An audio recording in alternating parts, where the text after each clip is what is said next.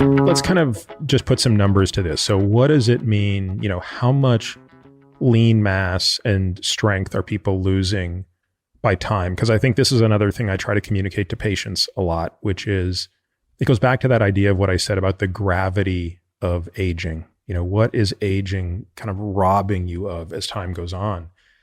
And you have got to fight like hell to avoid it. But basically, you look at multiple studies, they're going to say the lowest rate of decline that I could see is 1% per year.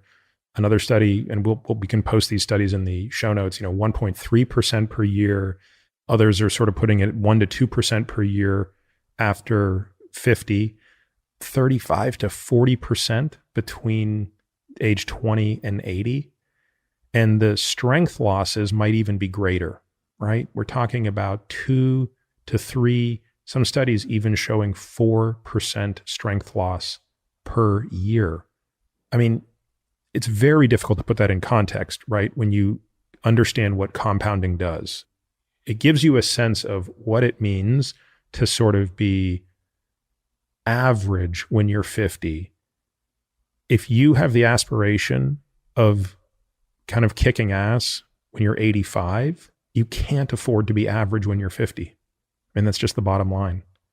There's no other way to describe that, either through cardiorespiratory fitness, strength, or probably even muscle mass to some extent, given its association with strength. So I know it sounds like we're kind of harping on this point, right? That like you've got to be strong, you've got to have muscle mass to accompany that strength, probably because at some point when you lose enough of it, you lose the strength, and you've got to have the cardiorespiratory fitness.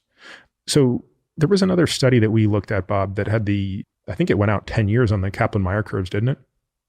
Yes. Let me see if I can pull that up.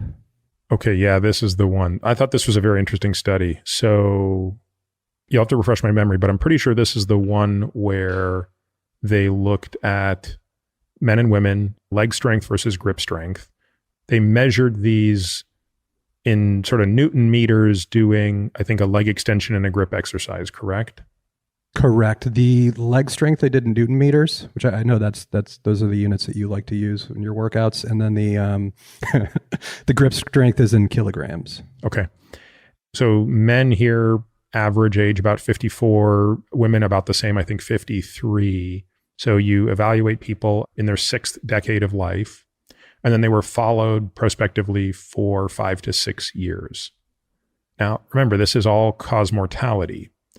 So looking at the men's strength, leg strength specifically, it's definitely not subtle, right? So obviously with time, every Kaplan-Meier curve moves down as you go to the right, but the weaker you are, the quicker it goes down. What this analysis showed for the men, if you look at quad strength, basically for every 0.2 unit reduction in quad strength, and they normalize this for muscle size. It's important to point that out here, I think, is that they took their strength metric and they normalized it by muscle size. And they did it in 2 ways, which I think made this study a little more complicated than I would like, because you get the same answer both ways, I think, but I guess it speaks to the rigor of it. They used actually CT cross-sectional area, and then they used DEXA. But when you take that normalized unit of strength per CT area and you reduce that by 0.2 units, which can seem somewhat, I think for the listener, that's not the important point, or DEXA reduced by 0.34 units, you're seeing this increase in mortality, a 26% or a 39% increase in mortality. And with a reduction in grip strength, which was normalized by DEXA arm measurement, it's at 23%. All of these were statistically significant. Now, for women, it's worth noting that they were statistically significant, but they had basically a higher confidence interval, or a larger confidence interval, meaning they came close to crossing unity.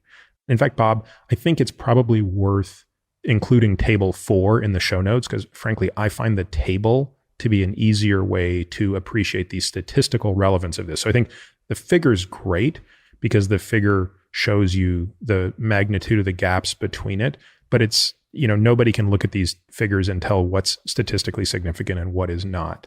But again, I think the point of this is using a pretty rigorous way to quantify strength, normalizing strength by size of muscle, and prospectively following people, we again see this trend. And I think that this goes hand in hand with the previous analysis, which showed us that strength is the more important parameter, which again, I don't think we're going to be able to say that enough today.